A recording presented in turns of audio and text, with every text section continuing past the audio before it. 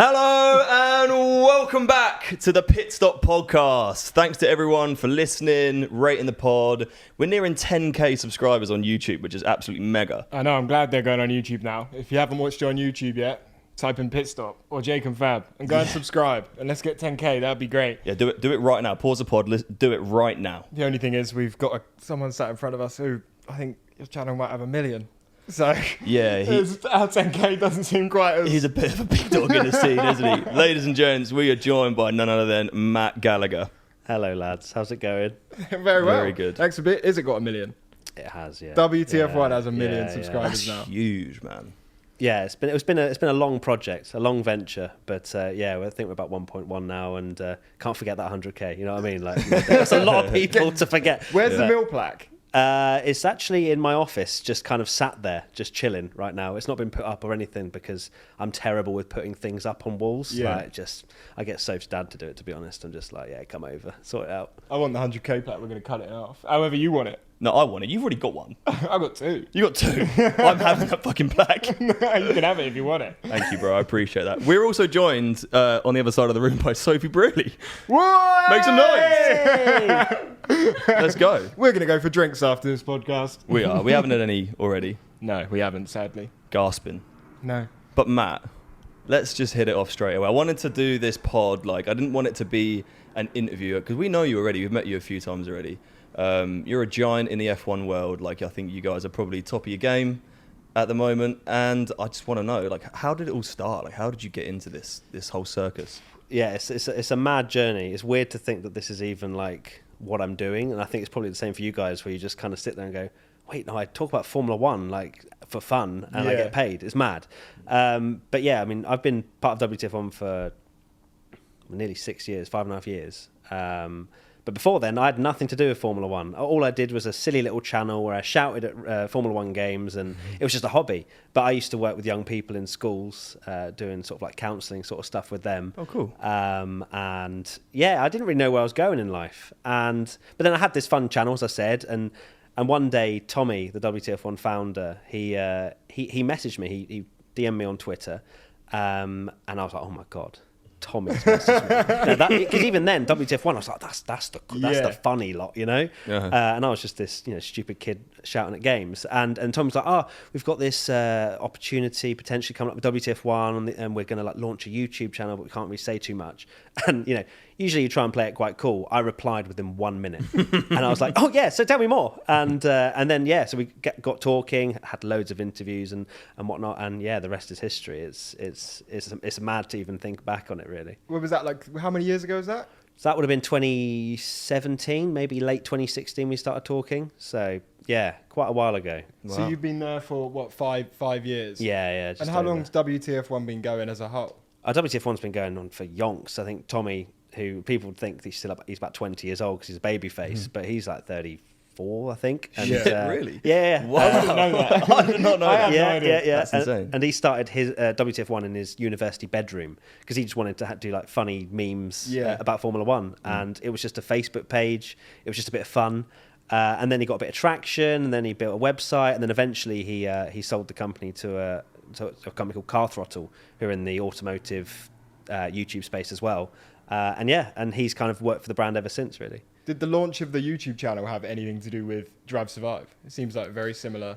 No, because Drive timings. to Survive was, I think, just after. So the channel, I think, was mainly just because they saw an opening in the space of F1 YouTube. Wasn't really, not in the actual talking about the sport. It was more about gaming, and it was quite loosely sort of covered. And they saw an opportunity because of, there was a reasonable audience on WTF1 over the social media platforms and the website. They thought, well, look, let's add a YouTube channel in.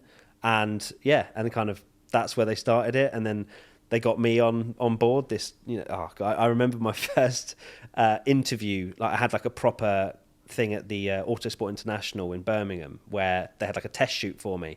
And bearing in mind, all I'd done was a microphone and talk over Formula One games, but they got me to do some presenting, and I'd never done presenting. Oh, wow, before. thrown in at the deep end. Yeah. First thing I'm like, where do I put my hands? Like genuinely, if you Ricky look Bobby back, thing. if you literally, I wasn't quite like that. I was more like rigid down here, and it's still on the channel actually. There's this Lotus 49 video.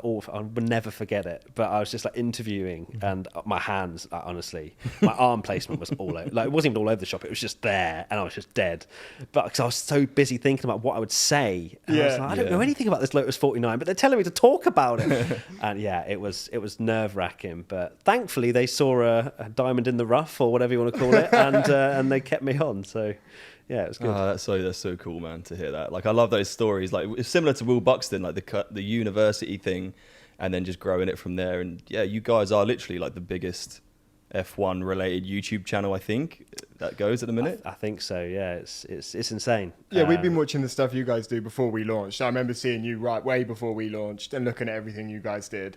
And the channel is just so big. Do you think that personality is coming out more in F1 related content than what it used to be? Because I was looking back at old videos and I just feel like everything used to be quite serious. And now everyone is just like, we can do what the fuck we want, really. Like, I think people get way more invested now in a person than like a load of stats. Yeah, absolutely. Yeah, it's interesting once you think of the transition. I suppose, yeah, with WTF1, we used to do a lot of listicles, a lot of things that were just teaching our audience, 7 things Michael Schumacher did in his career. And well, all I that need good to stuff. learn Yeah, something okay. on I mean, you're wearing a Michael Schumacher shirt. Hopefully you got inspired by one of my videos. Don't know anything about him, but I'm wearing it. Oh, don't say that. He's my hero. Okay, sorry. I won't quiz you on it then. But yeah, I think definitely a lot of people invest more, and probably the same with you guys. Invest in the personalities. You guys picking up Formula One and learning. They love that sort of personality side, the adventure that you guys are going. And for me, everyone tunes in to watch me cry about Ferrari every week. So I know, I've seen the videos. There's quite an emotional connection, I guess, and bond with our viewers, and a lot of people just love to see not just me, but also Tommy, and the fact that he's a Verstappen fanboy, and I was mocking him at the start of the season. 43 points ahead. That worked out well, didn't it? I've been crying myself to sleep every night, literally. Exactly. So no, it has changed. The space has changed a lot, and I think more people just want to hear our opinions. And at the end of the day, our tagline is, we are fans making content for fans. We're not a serious media outlet there to just give you news. Yeah. We do that, but we add a layer of sort of personality to it as well, which hopefully complements it. And it's brought you some amazing opportunities, because we've seen you've done so much with drivers. Like, you've made video. What drivers have you done stuff with? Oh, quite a few. Yeah, I know. That's what I mean. Yeah, what are some of the big names, though? Well, you've done Vettel. I've seen Vettel. I've seen Leclerc. Yeah, so I guess on the current grid, we did an interview with George Russell a few years ago, back when he was with Williams. That was around Drive to Survive, one of the releases. They gave us an opportunity, which was cool.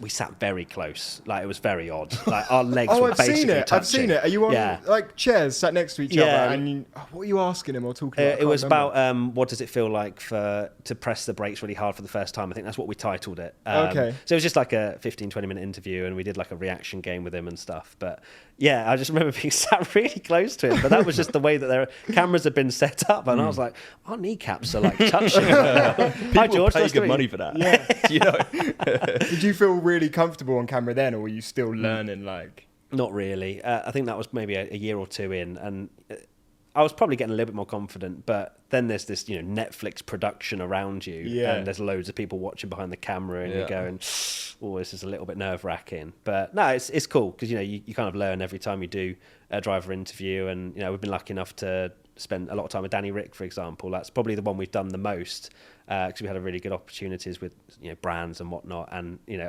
I've featured in an Infinity advert with Danny Rick where he was doing donuts. I don't know if you've seen the Employee of the Month advert that Danny Rick did. And I've not seen that. I've not seen that. You should watch it, because at one point I feature and I'm the guy that sat in the passenger seat of the Renault, and he just gets in and he's basically trying to be Employee of the Month and sell the car to me.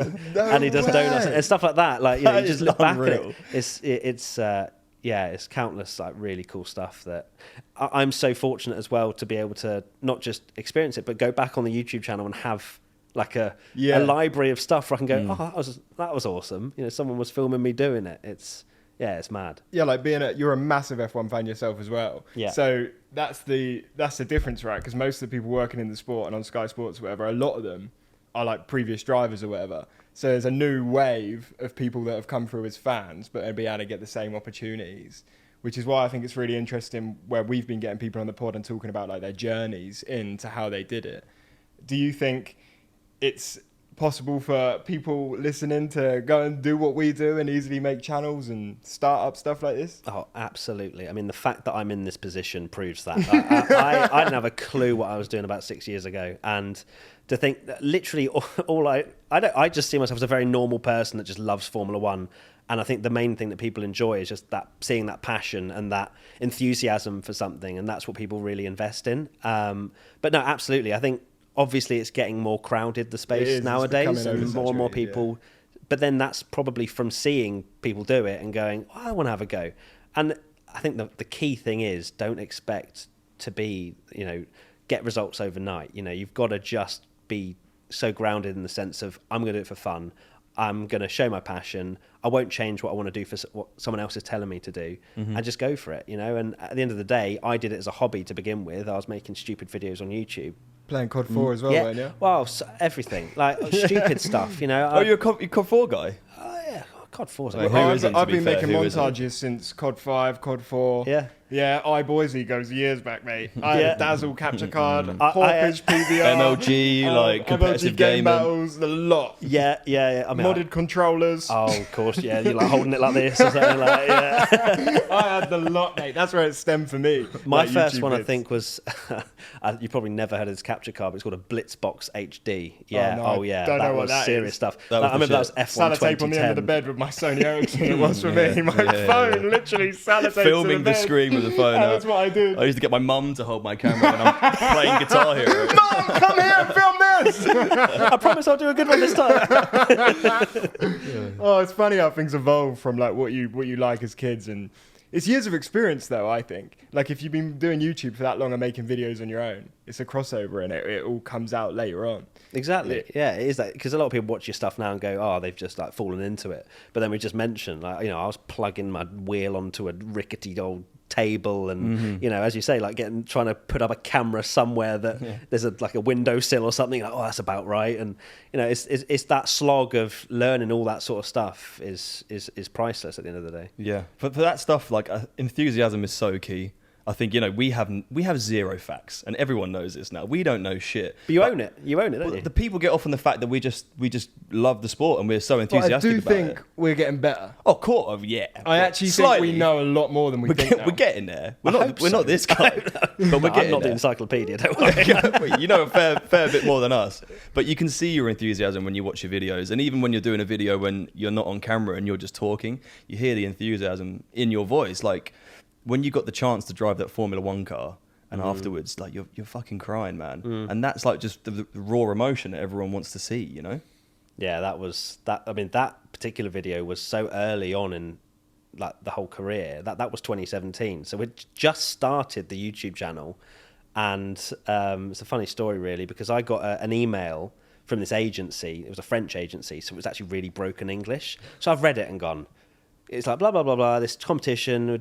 So essentially, they were, to give you context, they were doing this competition where one like lucky winner be able to win an F1 car, but win to drive an F1 car, but they had to do this whole fitness, driving other cars, basically proving yourself, and then one person be selected, and they wanted a media partner essentially to make a video, and they were like, oh, you will also get to drive the Formula One car at the bottom, in like the most fine casual statement at the bottom of the email after this massive I was like, there's no way, It's got to be fake. that is, I was like, I'll reply anyway, yeah sure, really interested. Turns out to be real, and I'm like, okay, all right, fine. And obviously went through the whole journey. I mean, the fitness video people really enjoyed because I nearly died. I in the video, I did one pull up, and that was the end of me. When it comes one to pull up past you, Formula One car. Well, yeah, I know. Yeah, well, one was clearly enough, but ever since then, I've been like, pull ups, Matt. Come on, you can do two. You can do two. But yeah, so then, that whole thing was just mad because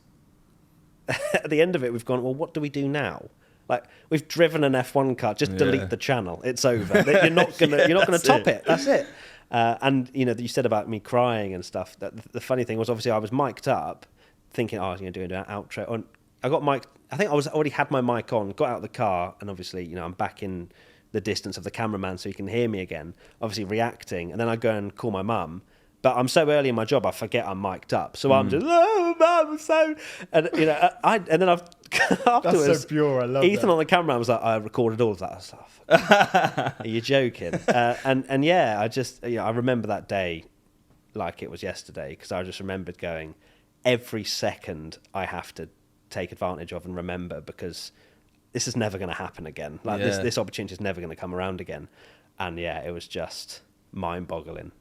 What's it like driving an F1 car? Because I remember watching Top Gear and like Richard Hammond was in an F1 car and he was saying how hard it is. Like he couldn't get it to start straight away, but you seem to just fucking fly out. Like, are you a natural or like what's going on there? I know Alpine are looking for a driver. So but no, I think Richard Hammond drove an older F1 car that maybe wasn't running traction control. I think because the one that I drove was technically the Lotus 2012, even though it was branded Renault. So it would have been Kimi Raikkonen's winning car from Abu Dhabi and stuff like that, which is just mad. Oh, wow. And so it's a very good car.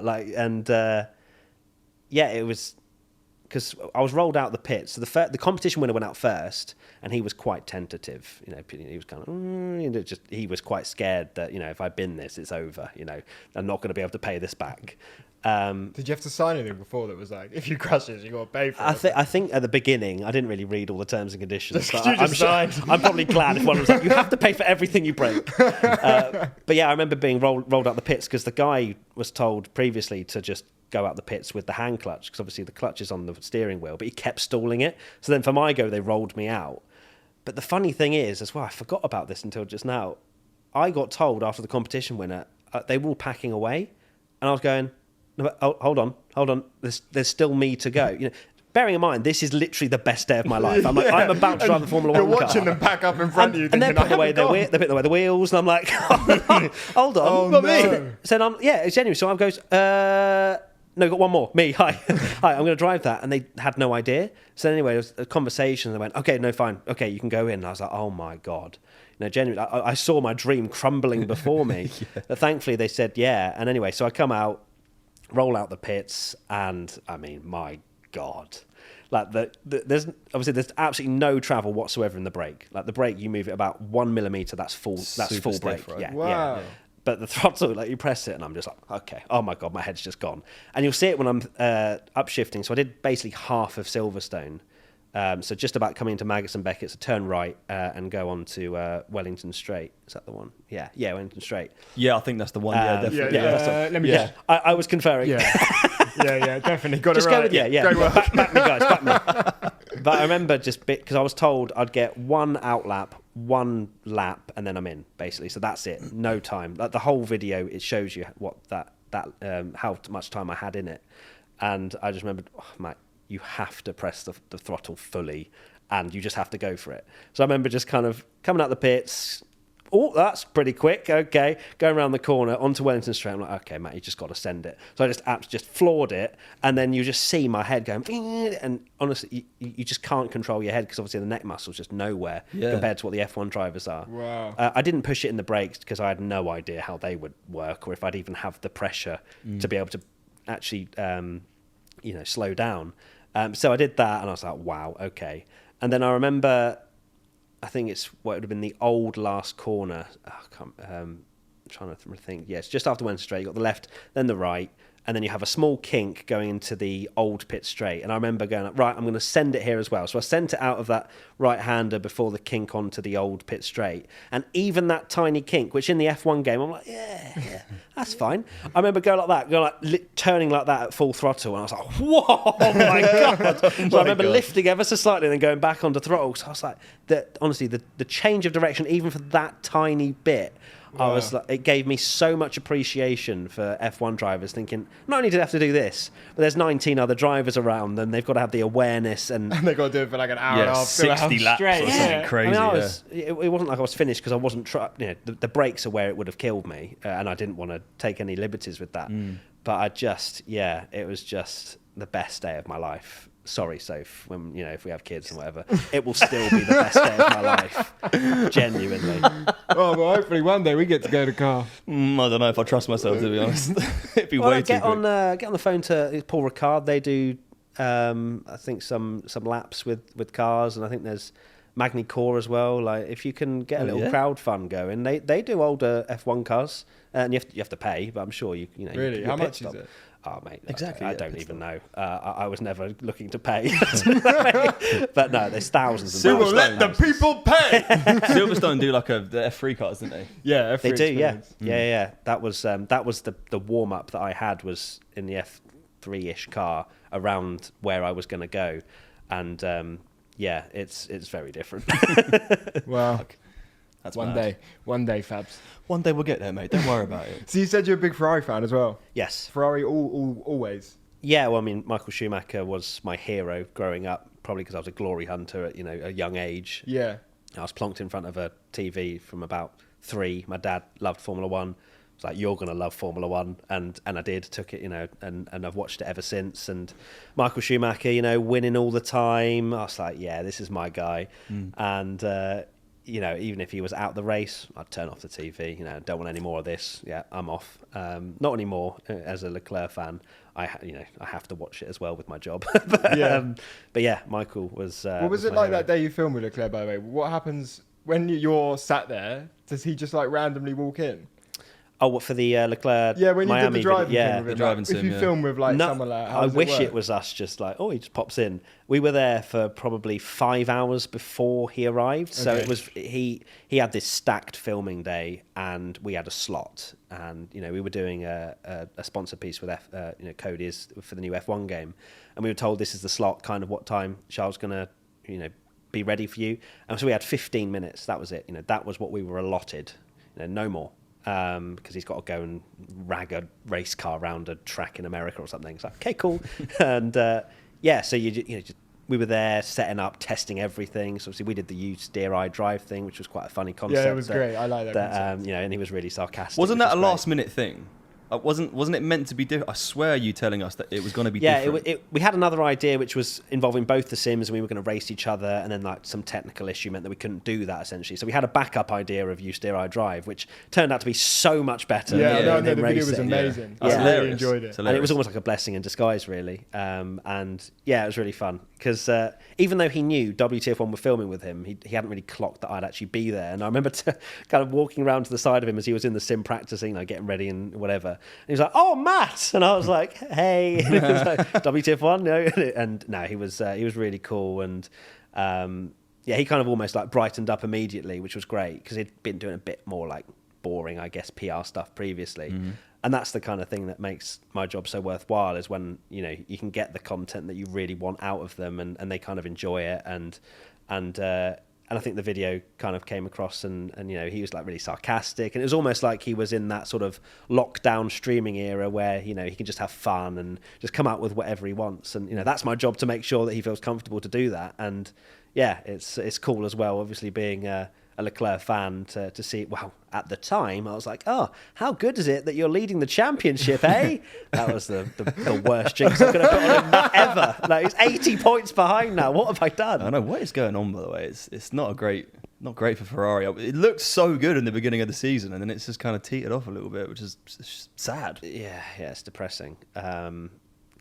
We did a video recently on the WCF1 YouTube channel where it was like how many points have Ferrari actually lost, and it was kind of breaking down every race and hypothetically don't go looking there. at how many points are lost. And we kind of worked out, and this isn't even the swing to Verstappen, because of course if Leclerc's winning and Verstappen's second, it's not a 7 or 25 point loss in terms of Leclerc losing a victory, but it's also 32 because you've got Verstappen being promoted. But this is just from the positions he lost, and it was like 125 points he's lost. And that's just from the positions. Wow. Then you think of the swing, it's more. And that's mind-boggling. Obviously, some of it's I think most of the points were to reliability, because of course he's lost a few from the lead. There are obviously strategy blunders, the most recent being Hungary. And that being, oh God, because obviously we do watch-alongs as well on Twitch, so people are seeing my Yeah, I've seen the reactions. I've seen them. I mean, it's every week. I'm like, please give me a day off. Just give me a boring strategy. Like the team radio. It's like, oh, what strategy? And they're always like, Plan Z. Just give me a Plan A, Ferrari. What For fucking once in your plans have they life. got, man? There's so many of them. I think Tommy said at one point in one of the more recent races, he was like, oh, I bet Ferrari are going to come over with like Plan F or something. And they came with like Plan E. And it's like, Give us a break. I just want one normal race weekend. Hopefully Spa this weekend.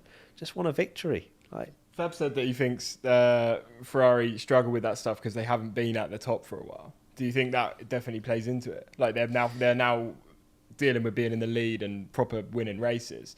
They're not used to being in that position on the grid. Yeah, it's weird to say that because Ferrari, they used to dominate in the the early noughties with Schumacher, and it's weird to think that their last world championship was in 2007 with Kimi. That's 15 years ago. Wow, so clearly something fundamentally wrong. But because it's not as if they've not had a car to challenge since then, because they have. They've had Vettel leading the title in 17 or something, and you had Leclerc winning races in 2019. So they have had a good car, but it's just, it's been a bit eye-opening this year to see that there is fundamentally things wrong. Like, one, they can't seem to just favour Leclerc and be like, Sainz, get out the way. Just move out. No, none of this. Go a bit faster. We're checking. Blah blah blah. Just get him out of the way. It's like they were ruthless with Perez. I think in Spain, they just got him out of the way when Verstappen was. They have to be able to do that to have a winner. Yeah, and I know they have done it a little bit at Silverstone, but it's just so tentative. They feel like they don't want to be what they were in the past, which is so weird because Barrichello, when he was Schumacher's teammate, he disappeared off the racetrack as soon as Schumacher got anywhere near him. He was always, come through, Michael. It was always for the good of the championship, always for the good of Michael being that number one. Yeah. And Leclerc, I know he didn't beat Sainz in the championship last year, but there's a lot of bad luck, and a lot of people are like, Sainz is the better teammate. No, he's not. And let's actually look at what he's done this year. Leclerc's been fast at almost every single race weekend, and yet Ferrari still are incapable to go. They're just unwilling to front foot forward. Yeah, I don't know. I don't get it. I don't understand. Because we've just felt like so many of the teams now have gone, because there's been like Sainz has Sainz won a race this season? Sainz has won a race this season. Silverstone. Yeah, we felt like some of the teams have just not been able to settle 1-2. I mean, Red Bull clearly look like they do, and Verstappen will get to go through if he needs to. But I do reckon if Perez was winning, I don't reckon they'd then... If he was winning by quite a bit, I don't reckon they'd switch it back just so he got the points. But it seems like Ferrari really aren't able to see who's a 1-2. Surely that's got to be a big problem within, we're new fans, so we've never seen anything like this before. We started watching Drive to Survive Season 1 again the other night, just to because when we first watched it, we knew nothing. So now that we know a little bit about it, it's nice to rehash and go back and check everything out. And seeing the Ricciardo and Verstappen thing that was going on at Red Bull, it's very similar, I feel like, to what's going on with Ferrari. They were kind of... When he went into the back of him in Azerbaijan. They had Verstappen, who was this new emerging talent who they knew he was good and they wanted to push him, but then Ricciardo's like, well, what about me? Sort of thing as well. So you can see how it gets there's a grey area where when you do have two blindingly good drivers, how do you decide who's going to be first? Yeah, I guess that's why Danny Rick eventually left Red Bull, because he couldn't deal with the fact that it was becoming and was a Verstappen team. But that makes so much sense because you look at Verstappen's results over the last 3 years and he has the most ridiculous stat of the last 50 or 55 races, whatever it is.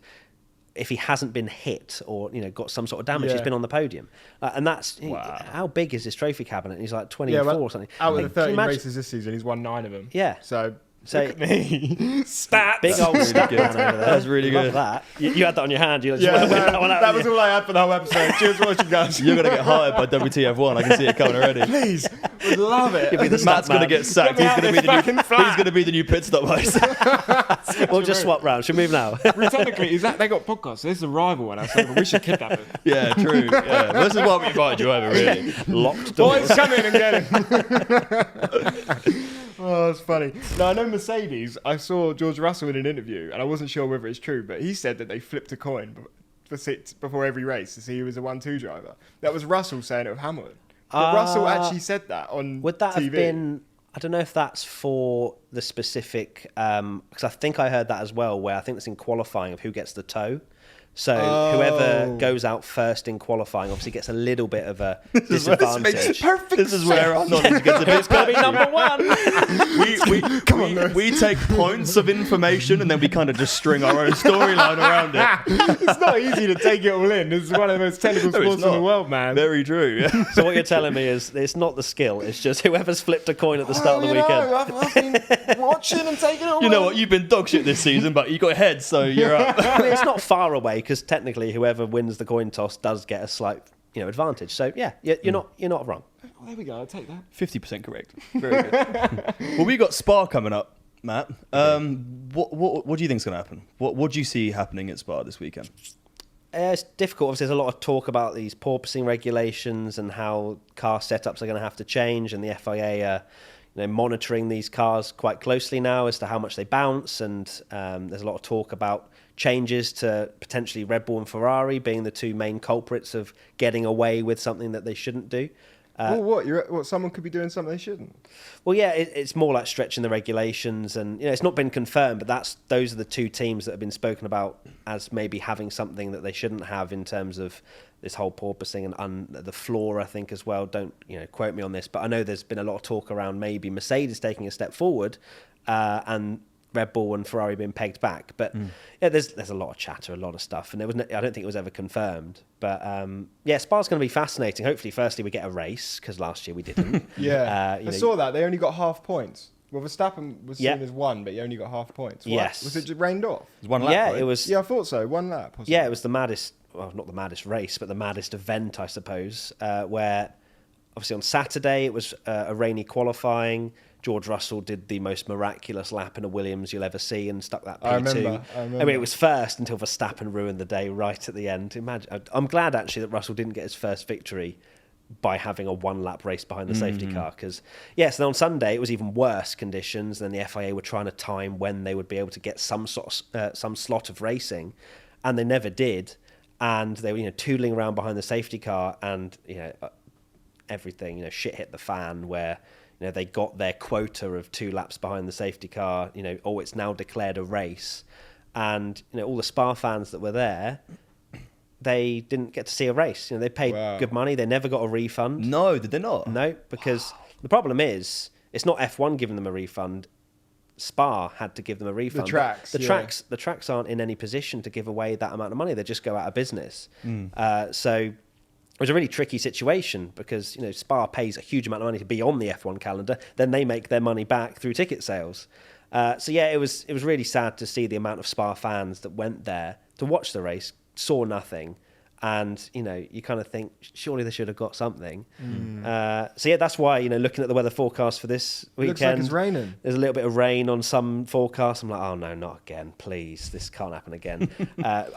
You can't imagine it is. Spa's very known for having changeable conditions, and that's why it's such an amazing track. Firstly, you've got an amazing track. It's one of the best ones, like 7 kilometers long, and it's got everything you could possibly want in a racetrack. But then also you've got changeable conditions, and a click of a fingers, the whole sort of complexion of the race can change. And then there's talk of Spa not being on the calendar next year. Wow. Which is insane. What's that all about? For what reason? I think it's just money. It's loads of tracks wanting to sign on to the Formula One circus for next year. You've got things like South Africa and Kyalami. They want to get on board, which Kyalami is an amazing track, by the way. I have nothing against them coming on board, but it means the sacrifice of a circuit that maybe can't pay up. And if we lose Spa, that's just shocking. They talk about Monaco as well, didn't they? Yeah, Monaco, another one. Monaco pay much less to host because of the history around it.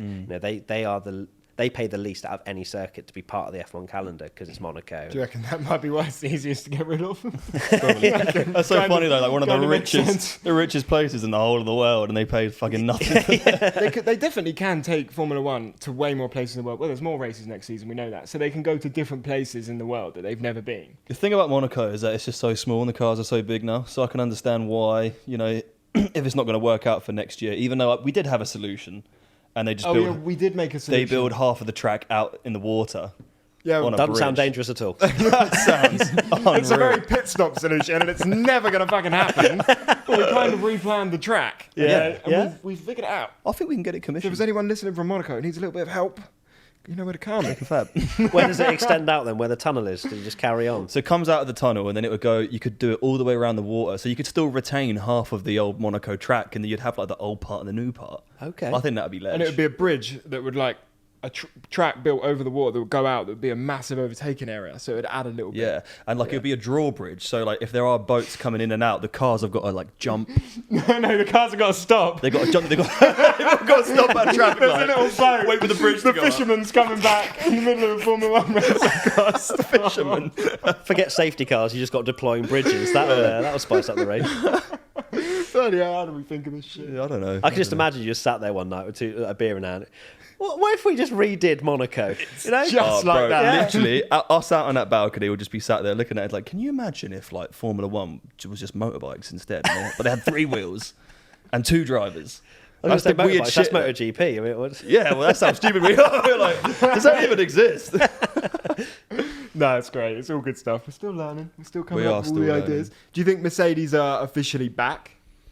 Do you think that because they're getting a lot of points now, and I really want to see Hamilton get an 8th. So I love the thought of Mercedes picking it out of the bag. One of the best constructors of all time. Do you think they're An gonna... 8th for this year. Well, I don't think he'll get it this year, but I think Mercedes gave up on this year a long time ago. Really? I don't know how it works, but What does- I've been thinking, not gave up, but I think they've like resources are going into next year.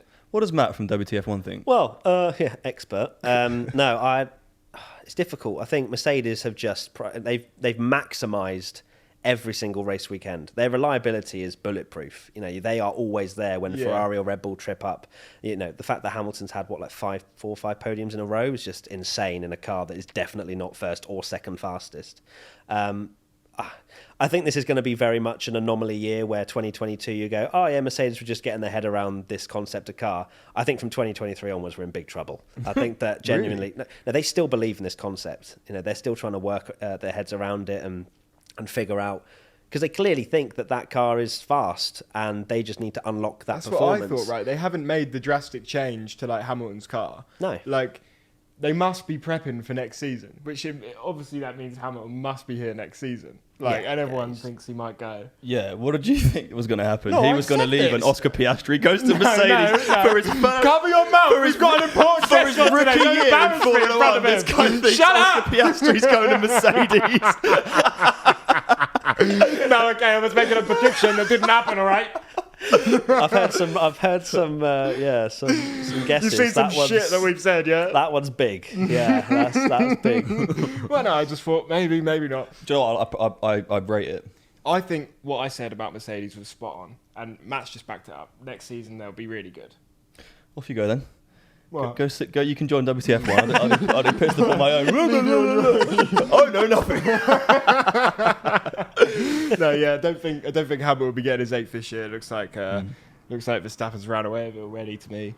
Oh, yeah, it's over. It's over. Like Yeah. we did a championship comeback video maybe a couple of months ago. And I was looking into what has been the biggest championship comebacks.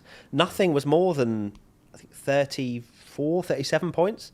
That I think was Vettel. Vettel's done a couple of decent comebacks, but Verstappen is actually going to be the top of that list because he's been more points behind Leclerc at the start of the season, and now he's 80 points clear. So if anything, Verstappen's going to win by a country mile and also be the highest comeback ever because he was, I don't even know, because Leclerc was 43 points clear after 3 races, and that was clear of George Russell, I think it was. Not even Max Verstappen. I think Verstappen was 6th in the championship. So it's just Ferrari disaster class, really. Like how they've managed to Disaster class. make I love that. Verstappen the top of that list and also lose the championship by quite a margin. Do you think it is game over for Ferrari this season? Yeah, it's done. Unless something ridiculous happens. If Red Bull have a normal season from here on in, Verstappen's not going to finish off the podium. Let's be real. It's Max Verstappen. He knows how to utilise that car every single race weekend. Unless he has reliability like we saw at the start of the season, it's wrapped up. You know, Ferrari is still tripping over themselves. They've still got reliability problems as well. I'm sorry to destroy the hype for the second half of the season, but in terms of a championship fight, you've got to be realistic. It's 80 points. That's 3 victories and some. If it was 1 or 2, maybe. But, Ferrari have just kind of crushed every... I mean, we even had merchandise that was Ferrari hype train at the start. I was wearing this blooming hoodie. I was like, oh, yeah, Ferrari are here. Yeah, hype train, join it. That's derailed and gone straight off the mountain. No, they're all in a dusty box under the stairs somewhere, never to be seen again. I have not touched that hoodie. I'll take one. I'll have one. I'll wear it proud. Maybe next race. Maybe next year. Yeah, next year there's going to be some changes to the grid. That's going to be interesting. Do you have any inside information? Because I do.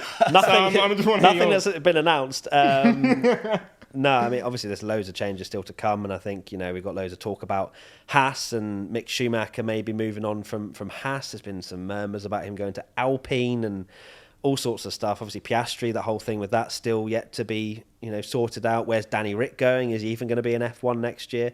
I love silly season. I think it's really kicked off. Has that always been a name? Because I saw it trending on Twitter. Yeah. Silly season. Is that always the summer break? Yeah, it's kind of just when transfer stuff just starts kicking off. Basically, that's the kind of the term for it.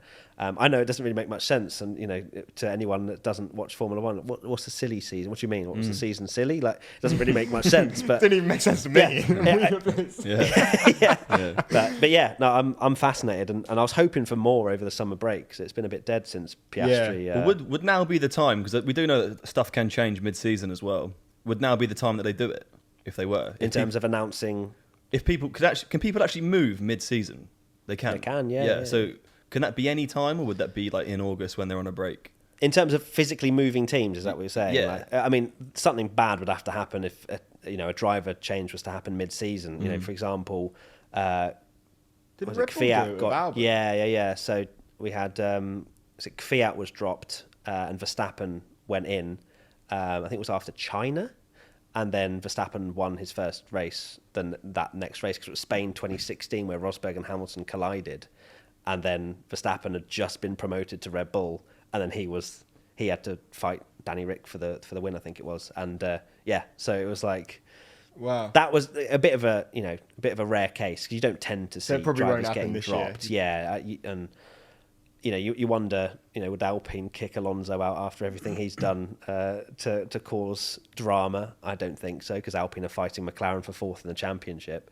But yeah, it's very rare to see a driver get kicked out mid-season unless they're having an absolute stinker. And I don't think Kvyat was even having a stinker. It's just Red Bull are savage. Not Max Verstappen. And that's it. Just quickly, thoughts on Alonso? Fab's favourite driver. One of the best drivers to ever grace the sport. He should have so many more titles than 2. I was just about to say, Fab, remind us how many titles he's got. You know everything about Alonso, don't you? 4, innit? In your dreams, maybe. Should have been. Easily. But, I swear the man just carries matches, because every time he goes over a bridge, he just literally just goes, yeah, cool, never going back to that team ever again.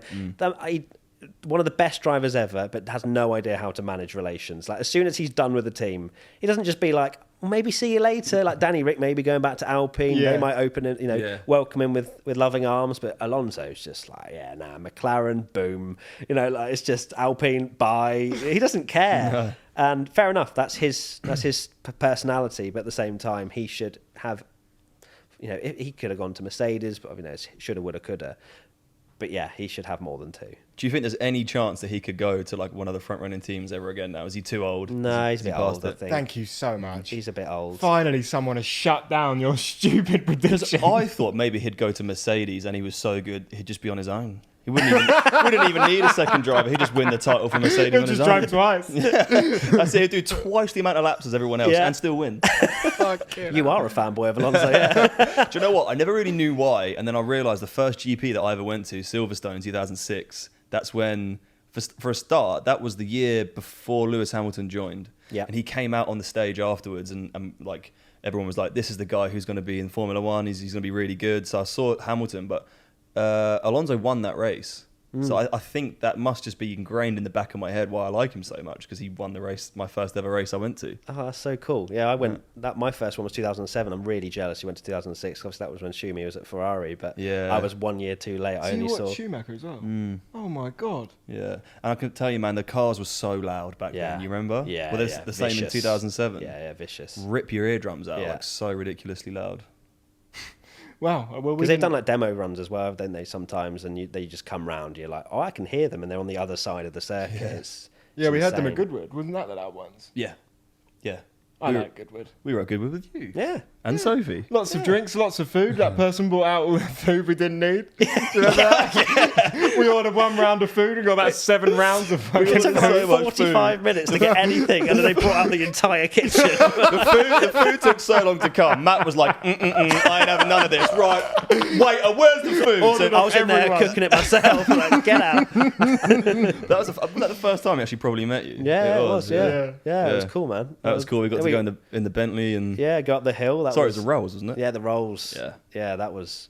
We didn't even know if we were going to go up the hill, did we? At one point, and then they Yeah. were like, "Yeah, get in the rolls," and he sent it as well, didn't he? It was, He sent it about bricking it. and it was an open top, wasn't it? So I was like, Yeah. It wasn't my most glamorous moment. My hair was like that the whole time. And you got in the Ferrari, which was sick. Yeah, I went in Ferrari. Ferrari Roma. It was good. It was lovely. It was a good. then you swapped good round, day. didn't you? And then Yeah. you got to go in, and he was Yeah.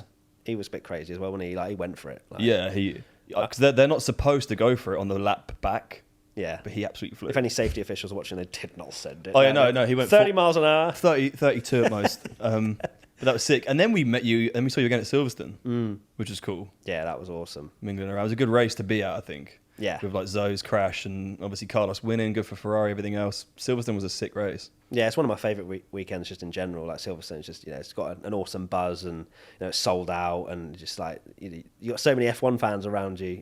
When I was growing up, couldn't find an F1 fan to save my life. Like none of my friends watched. Yeah. It was very much like you're a bit of a you like Formula. What we're going around in circles. Like, yeah.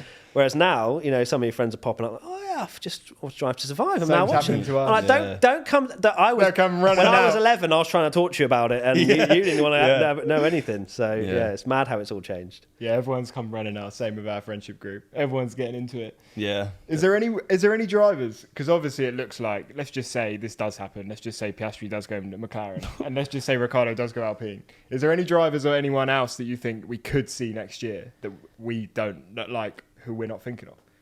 Because I know there's drivers on the grid from all the stuff I've seen you guys post that have contracts expiring Yeah. and stuff like that. So I just wonder whether there's any names that we have no idea about that could potentially come in. Well, I don't think there's been a huge amount of talk about, for example, who will win Formula 2. And there's not a lot of hype around this grid because some of them are returning from, a few years or whatever. And it's usually not as impressive if there's a Formula 2 champion that's been in F2 for 2 or 3 years. It's usually when, they rock up, debut, win the title. That's when you go, right, Piastri, for example, get in Formula 1. I think Dragovic has a small chance at maybe getting Haas, potentially if, relations fall down with Mick and they want a young driver that they don't have to pay too much. Do you think Mick would leave though? Because Haas is really like a good car at the moment. I think it's more just the relationship. It seems like it's breaking down a little bit between Mick and Haas. Oh, really? So yeah, and these murmurs that are going on kind of confirm that. Where that I think Haas came out and said they've kind of stalled talks with Mick and things like that. So it's a shame really because I want Mick to lock down a seat because obviously being a Michael Schumacher fanboy, I want Mick to be in Formula 1 and I want to see him grow and become a better driver. There's been moments where there's been a bit of potential, but then there's also been moments where he's been absolutely trash. And you're going, come on, Mick, like you've got the genes here, man. Yeah. Like Our favourite bit on that interview the other day where you saw a bit of Michael Schumacher. Where was he was angry, wasn't he? What was After this? the race, he was angry. Oh, yeah, and, yeah, I and remember that one, I yeah. looked at him and I was just like, oh my God. Oh, just like his old man. Yeah, you know what bit I'm on about. Yeah, After the race yeah. when he did that post-race interview. Yeah, in the or whatever. Schumacher film. What? No, Oh, after sorry. his race. Oh, you're talking about Mick. Yeah, I think sorry, it was the got race you. when he Yeah, had yeah. points and then he lost the points. Yeah. Just before he then yeah, got little the bit he points. got fire. screwed over or something. And yeah, I remember he got like really sassy because before And he'd never seen it. you'd have like team radios where he'd swear and go, "Oh, sorry, Yeah. sorry guys, I didn't mean that," or be so like really timid. And then you had that one post-race interview. I can't remember which one it was, and he was like, "I'm fuming." Yeah. Yeah. Haas can get in the bin. And he was properly going for it, and like, yes, that's what we need. That Need a is bit what of we that, need. Mick. I can't really see a grid without him, to be honest. Like, I feel like it'd be a bit of sacrilege if he just wasn't there. Even though he's not doing amazingly well. Like, I want to see that Schumacher Oh, he's name doing on great. the He's grid. got points twice this season. Exactly, and you need to get that Schumacher I am tattoo. getting the Schumacher tattoo. The designer's doing it right now. Okay? Good. Right. Where are you going to get it done? Don't tell the people that yet. Oh, Secret. where are you getting it done? Yeah, it's a okay. secret. Right, it's disgusting. Spa, It's disgusting. Spa Grand Prix predictions. Let's do it right now. All right, Matt goes first. Oh God. We need a podium. Podium prediction. Oh God. All right. Okay. I'm just gonna do it. Okay. Leclerc signs Verstappen. Okay. The second Ferrari won Are you- two Can of you the season. say it like you mean it? Come on. Are you drunk? Look, this is just wishful thinking at this rate. It really is. But no, realistically, you know, I still think Verstappen will probably win, and I think there'll be a Mercedes definitely on the podium, and Leclerc will get screwed over again and finish 12th. Okay. Fair enough. You're going to put Fernando Alonso on yours, no joke? No, I won't. I'm going to put Verstappen first. Yeah. I think that makes the most sense. I think August, they've had a bit of time. The drivers have, you know, Lewis Hamilton has gone back to, like, you know, Africa, and he's centered and won with himself and the world, and he's going to come back fighting. I see Lewis Hamilton coming in second. Okay. Verstappen, Hamilton, Leclerc. That's what I'm going with. I like it. I actually was going to do the same as you, but now I'm going to change. Because I can't have the same. No. So I'm going to go Verstappen to win. Verstappen to win, Leclerc second, Hamilton third.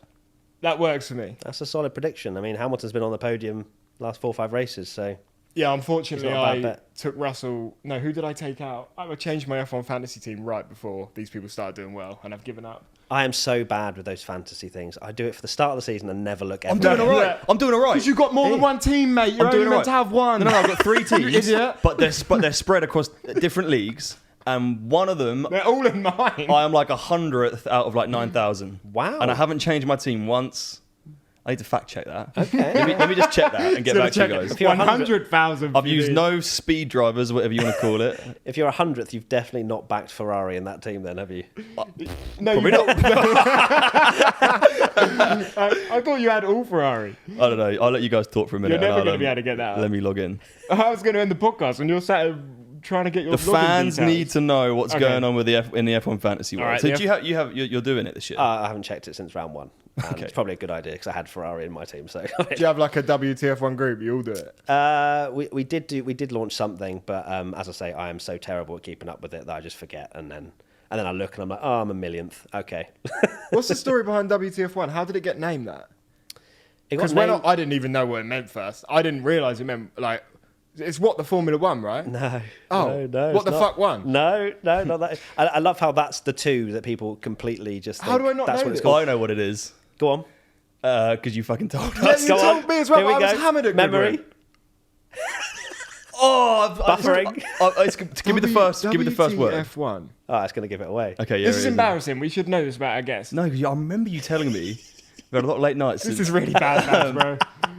What? Who's the fastest? One. There you go. He's done it. We Well got it done. at the end of the episode. Let's go. Right, single entry. I'm 687th out of 14,000. Okay, well, it's not quite And the my- ratio you sold us. It's not. I think it's might be better. No, much worse. My team is called. Who have you got in it? My heart will grow, Jean. That's That's a it. good name. That's pretty good. I actually don't know. I can't find it. Oh, well, okay. Anyway, Let's just thanks for leave that tuning in to the Pitstop podcast. there. Matt, thank you very much for joining us. It's been great to talk to you. It's been awesome. Hopefully Ferrari have a better half to the season now. Can't Glad. wait to see the rest of your videos. We learn from all of them. Keep Well, I'm up the glad to great be- work. We do. You know what? I love going to bed and like I'll go on YouTube I do and the your same. voice is, you know, a lot of Yeah. the time the last voice I hear before I fall asleep. It's like white noise. It really Wow, is. really? Is Yeah. it that boring content? You're like, White I need something really dull. There we go, Matt's voice. I didn't mean white noise. Yeah, My voice is white noise. Get it out of my Turn this ears! shit up, it's horrible. Matt, thanks for joining us, brother. Good to see you again, man. It's great to see you guys. The next podcast episode will be on Monday. Rate the podcast 5 stars if you enjoyed it. Hit the follow button and see you guys soon. Bye. Bye.